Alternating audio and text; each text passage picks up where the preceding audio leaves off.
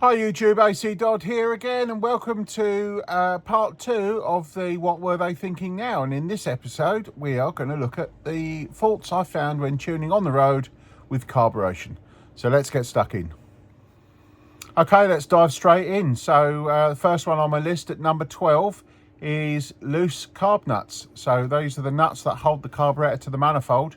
I've found a few cars this year where I've come out to and I've put a spanner on the nut and it's been loose, causing an air leak. So I don't know what's caused this, but I've certainly noticed it now with people working on cars when they've been replacing things. They're not tightening stuff up. So something to bear in mind when you're working on a car. Observe the torque settings, and obviously make sure things are tight where they need to be, because certainly on a carburetor, if it's not tight and it's leaking, it will cause a running problem.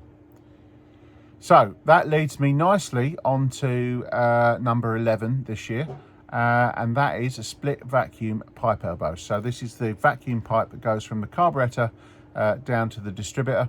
I've seen a number of cars where the actual elbow on the end is split. This is it's a well-known thing that's been known for years, but I've noticed it this year that there are people that are not necessarily checking their vacuum pipes. And they're obviously not noticed there's an air leak, and obviously if there's an air leak you lose vacuum, so you lose part throttle, ignition advance, and obviously performance and economy definitely suffers. So racing on down the list, we get to number 10, and this one comes down to a worn dash pot spring. Well, when I say worn, it's more of a collapsed spring. So here is what we would class as a new spring. So that is a new genuine SU factory HIF dashpot spring, and this is the sort of springs that I'm seeing out of carburetors. Okay, you can obviously see the difference. New spring, fully full length. Worn spring where it's collapsed. And just because you think I'm making this up, I actually have 3 in front of me. Yeah, there's another one out of a worn one, and I'll just get another one out of a worn one, very similar. As they collapse to a certain level over a period of time, and if you've got a 30-year-old carburetor, then clearly that's what's going to happen. All right, so bear that in mind when it comes to tuning. Perhaps when you fit your needle, get yourself a new spring to get that carburetor back where it should be. In fact, if you've got a standard needle and the car's running lean, you can actually get a much better fueling curve just by replacing the spring and leaving the same needle. So that is something to bear in mind. So go out, check. If you haven't got one, think about replacing the spring. So moving on, next down the list we get to number 9, and number 9 is the expensive one, which is a worn carb. So I carry supplies of rebuilt carburetors with me, which are all carburetors that I've rebuilt myself, so I know that they work. So why would we get in a situation where the carburetor itself is worn? Well, usually the problem is how I tell the carburetor is worn is because when I put the exhaust gas equipment on to actually monitor what's going on, you will see that the carburetor cannot hold the fueling. So the fuel is drifting rich, lean, all over the place. And not only that, you might have issues where if you're driving the car and you pull up to the lights, set of traffic lights, you put the clutch down and it stalls and things like that. Well, the reason why that happens is because you get excess wear in the carburetor. Now, one of the biggest issues that you have on an SU is the throttle shaft and spindles. Okay, the throttle shaft, spindles and bushes. So the important thing to understand here is any leak and any excess movement here will allow, so if that moves up and down, okay, will allow air in. Okay, and now this particular carb, the reason why I'm holding it up is because it's the HS range of carburetors, doesn't have a shaft seal on, so it's imperative that the carburetor spindle bores and the spindle that goes through them are the correct size to make sure that you don't have excess air leaks. Now clearly a new carb will leak, but it will leak at a controlled manner that won't affect the operation of the carb. A worn one, and when I mean worn, sometimes you can hold these up and if we look at this end, on a worn one, you can literally put a torch in there, you will see light through there. So you can see how really bad they become. In this particular case, because this is a new one, this has all been rebushed. It's got new bushes into the body, so the body's been machined out. A bush has been put in to bring the body back to the appropriate size to give the right operating clearance with the spindle, the new spindles that are supplied.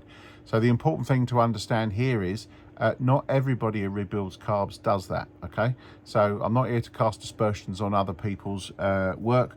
What I am telling you though is if you pay very little for the carburetor, there's a reason, and that's because they haven't typically done all the work that's required or even replaced all the parts.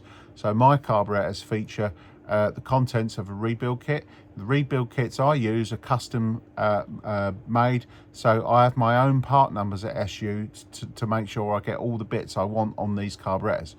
That's why I've produced with SU my own new carburetors with all the right parts on them that I would carry on these rebuilt ones, so that anybody in the world can now go and buy that version of a brand new carburetor and fit to their car. Now clearly a rebuilt one will save money, but if you're living in a different country, for example, you know, I only sell the rebuilt ones as an exchange, so you still have to cover the cost of buying a carb, send it to me, and then me sending you one back. So by the time you have the shipping, you might as well buy a new carb. So that's why I do that. Anyway, getting back to the carburetor, having wear in the spindles is bad. The other thing that happens on these is you get obviously a worn needle valve. And if that can't control the fueling, you end up with the carburetor flooding. Obviously makes the engine run rich. The other things you find is this can leak, this pipe that links between the float bowl and the main jet. All my carburetors, all my HS carburetors, certainly the HS4s, all come with a wax jet because I'm interested in fuel economy, so this compensates for temperature. These can cause problems if they're old. They get stuck and they move, or they stop moving, or they move erratically, things like that.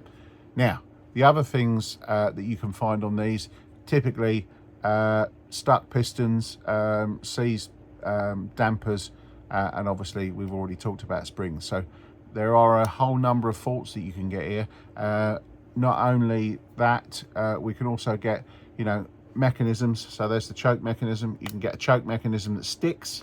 So, when you turn that jet should go down and return smoothly and not get stuck. I've seen lots of cars where on the carburetor, the linkage is either wrong or, there's detritus and dirt and, problems with the linkage, and it won't actually return once you return the choke, which then obviously causes rich running and damages the engine. So unfortunately, a new carburetor seems to be becoming more common, because obviously I think cars are getting older and people are calling me out for a tune, and actually the real problem here is the carburetor is actually worn, which is why we need to replace it. So moving on to number 8 on my list. It actually hasn't changed in terms of the position on the list from last year. We are talking about internet advice. So again, people are going on forums and asking questions about what carb needles do I have, what oil do I have in my dash pot, and they're listening to that advice, and a lot of the time they're getting the wrong advice and they're trying to do things and they end up running the car too rich, turning the mixer screw and all this sort of bad stuff, which just indicates that the advice they're getting is given by people that don't really understand what they should be doing and how they should be setting the carb up. So I won't dwell on this one. The point is, a lot of internet advice, unless you know the person that's giving that, is actually not the right advice and can actually cause you harm in certain circumstances. So moving on down to number 7, and in this particular case we're talking air leaks. Now this is moved up from position 10 last year because it's becoming more common. So I'm coming out to finding air leaks. So we talked about air leaks earlier with loose nuts on the inlet manifold with the carburetors bolted on. But now I'm talking about air leaks ballpark. So this can be air leaks on the pipes from the servo to the manifold, where the manifold bolts to the cylinder head, and obviously stack of gaskets where the carburetor is bolted to the inlet manifold. So any of those areas is where I'm seeing a lot of air leaks. I'm also seeing sometimes open breathers where the breather pipe's been taken off and left open, or somebody's put the nice little K&N type crankcase vents on, and then left the some of the pipes connected to the carb, so you create an air leak through the engine. So yeah, these all do not help with the running of the engine. They increase emissions and cause stalling when you pull up to the lights and all kinds of issues. So again, becoming more common, so something for you guys to check. Okay, number 6 on my list, not using an AFR gauge. So last year this was number 3 on my list, so this is moved down, which is good, because that basically means there's a few more people I'm getting to that have got air fuel ratio gauges or lambda gauges fitted to their cars. This enables them to obviously monitor the fueling, obviously enables me to tune the car when I come out to tune it under load, so they can go out and drive the car, then we can adjust the fueling on the fly, so to speak, to actually get that car running spot on. I cannot emphasize enough the importance of having one of these gauges, especially if you've got a new engine and you don't want to ball wash it and all that kind of good stuff. So they're not without their faults, so they do go wrong. So it's quite often you can oil up a lambda sensor and kill it.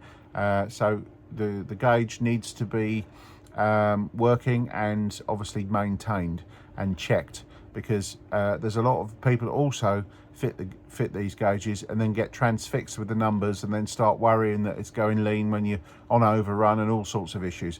And you know, these are normal events for a carburetor.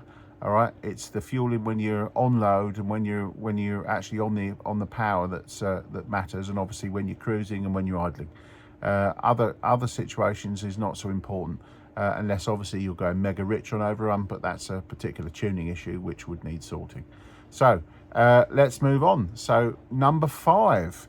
Now in this case I'm going to lump a few things together. So this is all about throttle cable adjustment, fast idle adjustment, and linkage maintenance. So what I'm talking about there really is proper adjustment of the carburetor, throttle linkage and choke linkage.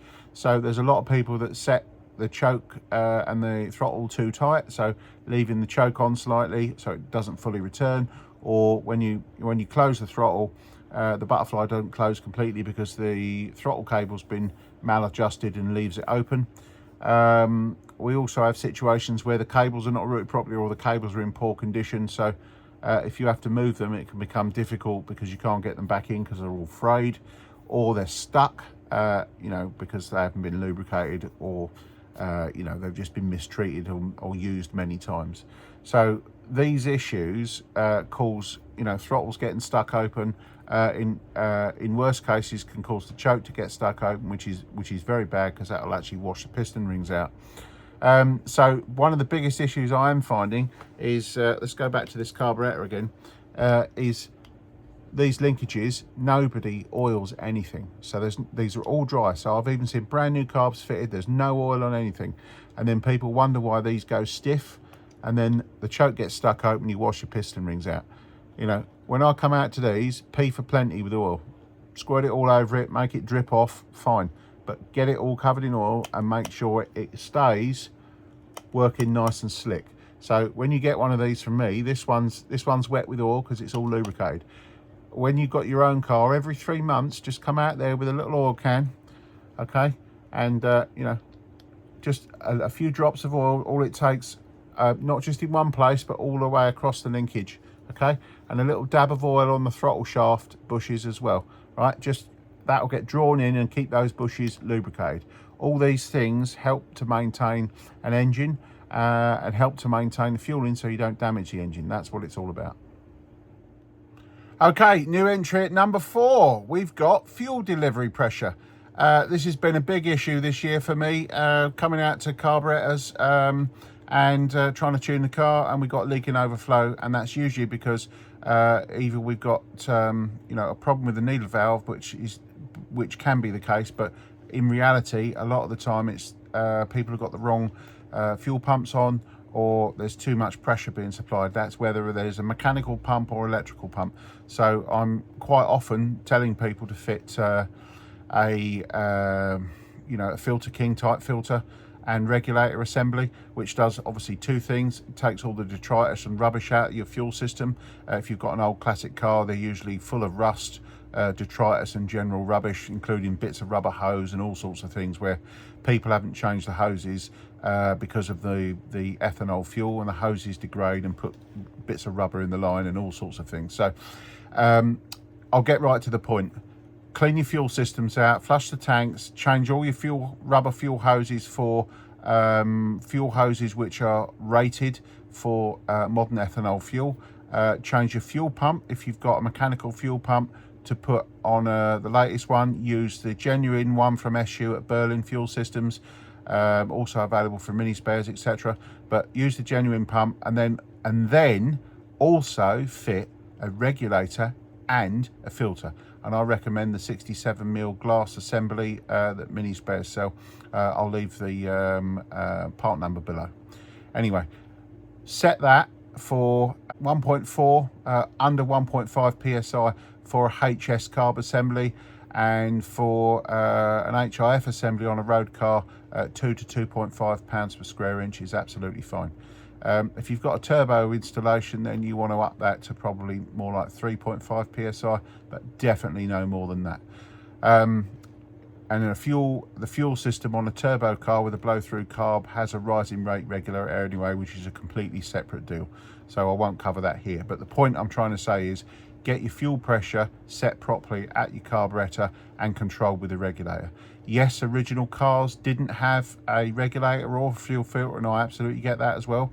But the point is, your car will be more efficient in terms of fuel consumption and not let so much fuel go through the engine when the carb's bouncing going on the road if it has a regulator on it controlling that fuel pressure. So, without further ado, let's go down to number 3. And this has come up one from number 4 last year. So, incorrect use of mixture screw. And unfortunately, we've got people that still take these carburetors, set the car up, and then adjust the mixture nut, which is here, in the vain belief that turning that mixture screw will make the car run better. Unfortunately, it just adds fuel up the rev range, but it adds a lot more low down at part throttle, and that's where you get ball wash. Don't do that. Do the baseline, which is covered in a video by Darren Haynes. I'll leave a link below in the comments for that video, but that shows you how to baseline your carb. And if you follow that process and the car runs rubbish afterwards, well, it doesn't need adjusting. What it needs is tuning properly and the right carb spring and needle profile developing for your application to make that carb fuel properly. All right, that's really what it comes down to. If you don't do that and you continue to wind this mixture screw, and there's professionals that do this as well, or so-called professionals that turn this mixture screw in the vain hope they can make your car run better, they'll just wash the piston rings out. So please don't do that one. Okay, number 2, and this was last year's number 1. So this has come down a place, wrong oil and no oil. So again, I'll get my carburetor, but the dashpot assembly on these has a damper and oil that you put in there. So I get no end of people not knowing what oil and things like that to put in, and that's fine. If all else fails, use what the manual said, which is typically 2050 oil. There is a proprietary oil from SU, which is 20 weight oil.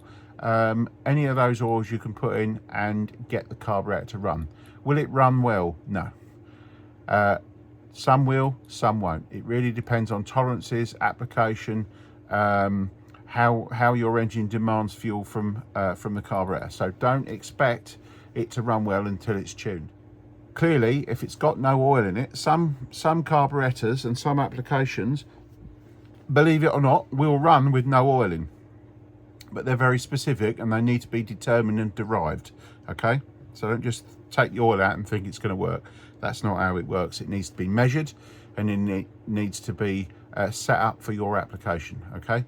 So the important thing to understand here as well is I carry 9 grades of oil when I'm tuning out on the road, and there's a reason for that, and that's because you need a different grade of oil for typically every car. So they're not always the same. So you have to grade the carburetor for the application. And you can't do that until the carburetor needle and spring has been chosen and set properly. Okay, so the last thing you do is the damper and oil. So just remember that. But no oil in the carburetor is typically a bad thing. So just make sure you top it up with at least some oil. And if you call me out for tuning, I will then optimize that and tell you what the grade is. So what's the last thing? I bet you can all wonder what it is. Well, I'll tell you what it is. It's the needle. So the wrong needle is the top one for this year. And usually, I'll say I'm still holding my example carburetor, but usually when I come out to cars, they've either got the factory standard needle, which is fine, which generally nowadays comes up way too lean. All right.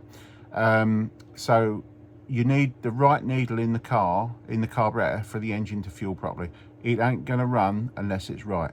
And it ain't gonna work by taking advice off the internet or people that don't know what they're doing. And the only people that know what they're doing are those people that measure things, okay? And actually put needles in and measure what's going on your vehicle. Not what your mates have got. If he's got the same spec and you think it's the same needle, it doesn't work like that, okay? You have to have your car checked over, measured, and the needle chosen to suit your vehicle. Sometimes it's possible to get a needle off the shelf that fits. Typically, that doesn't happen. 1 in 10 might get very close. So typically, they need to be finely adjusted to get the fueling absolutely perfect.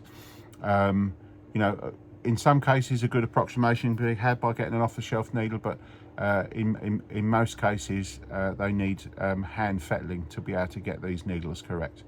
If you want to understand a bit more about how the carburetor works and how you choose your needles, I did a 1 to 4 part series, which basically details how the SU works. I recommend you use that and learn from it. I will put a link below to part 1, but you'll obviously need to use YouTube to go through the rest of the parts.